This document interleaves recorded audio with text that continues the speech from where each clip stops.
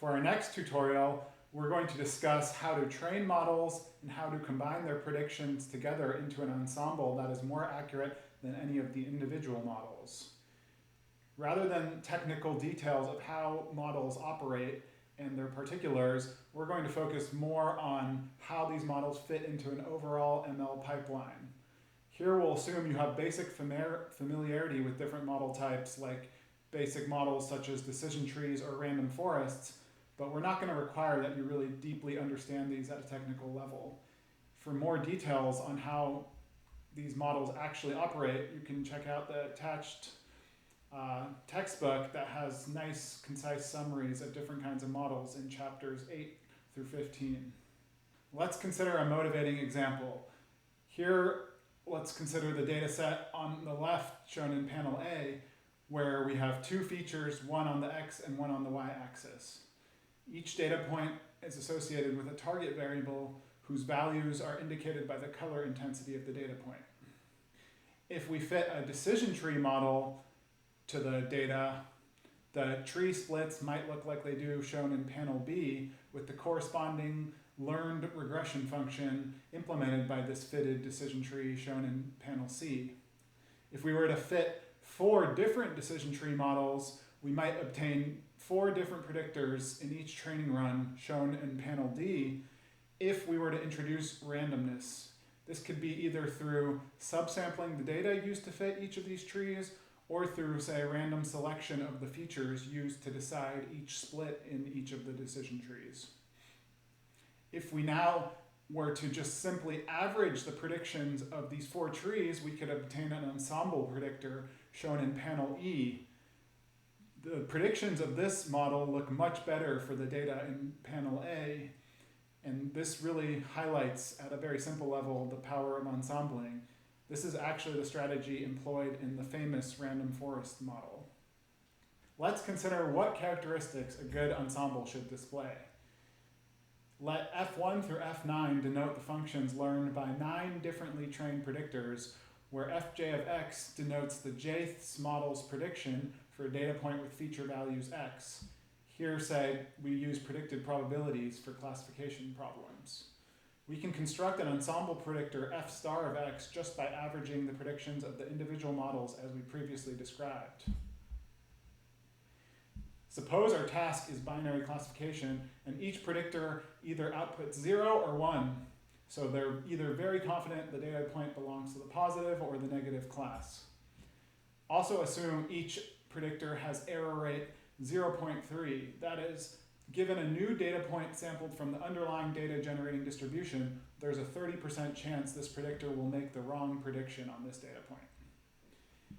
If all of our predictors produce identical predictions for all possible data points, i.e. they make highly correlated errors, then the error rate of the ensemble will obviously just be 0.3 as well. There is nothing to be gained by ensembling. However, now suppose our predictors make statistically independent errors. That is, they tend to make different kinds of errors on different data points. Then the ensemble predictor, f star, will only make an error if at least 5 of the predictors are wrong. To calculate the probability that this happens, we can sum up the probability that 5 of the predictors are wrong, 6 of the predictors are wrong, all the way up to the probability that all 9 are wrong. And this turns out to be bounded above by 0.1. So actually, just by having statistically independent errors being made by our predictors, we have drastically reduced the error rate of the overall ensemble. In general, the accuracy of our ensemble will improve the more predictors we combine and the less correlated their errors are. 2 ways to reduce the correlation of these errors and increase the ensemble's overall diversity are: 1, to train completely different types of models that tend to learn totally different types of functions, and 2, to train different models using different subsets of the data which lead them to learn slightly different functions. In practice, our individual predictors will have different error rates because some models will be better than others. In this case, we probably prefer to construct a weighted ensemble rather than just assigning all models equal weight. Here we take a weighted average of the individual model's predictions where the weights sum to 1 and tend to favor the more accurate predictors. To learn about more ensembling strategies, we recommend you check out these two resources. Let's revisit what happens in AutoGluon training by default. Here we'll again reload the same diabetes dataset as before, trying to predict the same readmitted column, and we'll call task.fit mostly with default arguments. The only change from before is here we specify that the evaluation metric should be balanced accuracy, just to show something different. And we also specify the verbosity argument to encourage AutoGluon to print out way more training details. Then we load the test data just as before, and we call leaderboard on this test data to evaluate the performance of each individual model that AutoGluon trained during fit. And so with this higher verbosity level, there's going to be a ton of output. And so we see that AutoGluon again does some data pre-processing, then it begins training models here. First, the random forest classifier. After it trains each model, it'll print out the validation score achieved by that trained model. In this case, now the validation scores will be balanced accuracy as we specified that as our metric of choice. And so it'll train random forest models, some k-nearest neighbors models here. It'll train a light GBM gradient boosted tree model here. And this model is an iteratively optimized model, meaning it's trained sequentially in multiple boosting rounds. And so AutoGluon now with this high verbosity level will print the output of each of these boosting rounds. Here we can see that actually we're measuring validation performance after each round, so that after training is done, we can go back and load the model which exhibited the best performance after a certain number of rounds. This is called, and we can also use early stopping to see that if the validation performance is no longer reliably improving, we can just early terminate training of this model. And so, yes, there's going to be a lot of rounds from these iteratively trained models. Here we can see the neural network classifier.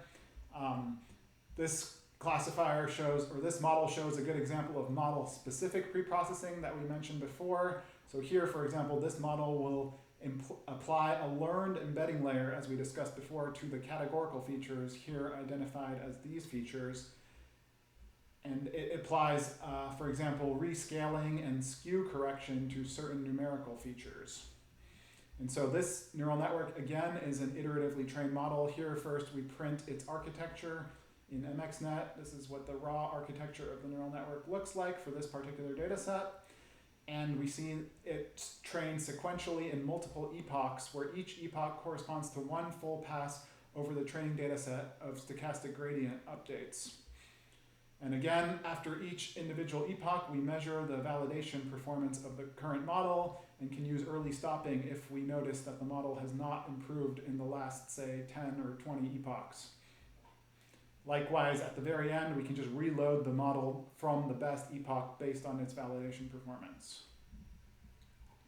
And again, we train some more gradient boosting models iteratively. And finally, the very last model AutoGluon trains is this weighted ensemble that learns how to combine the predictions of these individual models in the best way possible. Here we see it chooses the following weights, and it achieves the following validation score after it has chosen its weights.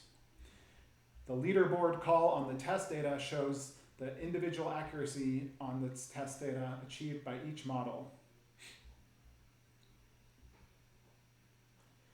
Within FIT here, AutoGluon trained many different types of models that we won't be able to get into the details of.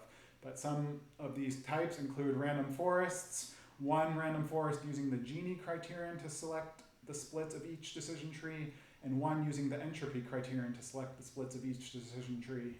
It also trained an extremely randomized trees classifier, which is a cousin of the random forest model. And again, it trained two copies of this model, one with the Gini criterion, one with the entropy criterion. It trained two k-nearest neighbors models, one using uniform weights to combine the labels of all the nearest neighbors into a single prediction, and one using distance-based weights to aggregate the labels of the nearest neighbors into a single prediction. It trained a light GBM gradient boosted tree model, mostly with default hyperparameter settings, and then another custom copy of this model using custom hyperparameters that we found tend to produce good performance on certain data sets. These custom hyperparameters basically favor trees that are bigger and more diverse. And we also train another variant of gradient boosted trees implemented in the CatBoost library. Finally, the last model trained by AutoGluon is a custom neural network model implemented in MXNet. The basic architecture of this model looks like this. So we have categorical features and numerical features here after all the model-specific data preprocessing has completed. For more details about the neural network, please check out the AutoGluon tabular paper here. Let's get into some basic properties of these different model types. So LightGBM and CatBoost, and also XGBoost that's not used in AutoGluon, are currently some of the most popular models for tabular data, and they almost always are used by top Kaggle competitors to win the competitions. LightGBM is one of the fastest gradient boosting implementations, whereas CatBoost offers sophisticated handling of categorical features and is more resilient to overfitting through careful regularization. Random forest and extremely randomized trees are nice, robust models that tend to be performant no matter how you set their hyperparameters, and they're quick to train, but they tend to be less accurate than gradient boosted tree models, except on smaller data sets. And they can also produce undesirably large files if their maximum tree depth is uncapped. Neural networks tend to be among the better models for tabular data sets with many rows but few columns, especially if the underlying relationships between the features and labels are complex, but they're usually less accurate than tree ensembles for other data sets and often are slower to train. K-nearest neighbors models are very fast to train but very slow for inference and are typically the least accurate model in AutoGluon. We only include these because there's certain data sets where K-nearest neighbors tend to be much better than other models. These are either geospatial data sets or prediction tasks that you can solve just by memorizing the training data perfectly. One key difference between AutoGluon and traditional AutoML or ML tools is that things in traditional AutoML tools, things like this tree split criterion or how to weight the k-nearest neighbors model, whether to combine its predictions through uniform weighting or distance-based weighting, these would be normally treated as hyperparameters that we should optimize, meaning we should choose one of these options and stick with it. In AutoGluon, instead we just train a model under each option, and at the end we just ensemble these models together. Here we show the decision boundary of fitted models of different types for some toy binary classification tasks. Here we show the raw data on the left, random forest models decision boundaries in the first column, a neural network's decision boundaries for each data set in the second column. Here each data set is one row, so there's 3 different data sets in this example, and a nearest neighbor's decision boundary in the third column. We note that here tree models are constrained to axis-aligned splits. So even though they tend to be highly accurate for tabular data sets, because in tabular data sets the features are typically pretty meaningful, they're human chosen features, unlike say images or text where the features can be totally arbitrary, what happens in one pixel versus another. In tabular data, a human decided what are meaningful variables. But because these tree models are axis aligned, that means when we ensemble them together, the resulting diversity is not nearly as great as when we ensemble them together with neural networks and k-nearest neighbors models, whose decision boundaries can have arbitrary geometry. This means even if the latter 2 model types are not as accurate as, say, the most accurate tree models, they still provide very valuable diversity to the AutoGluon ensemble.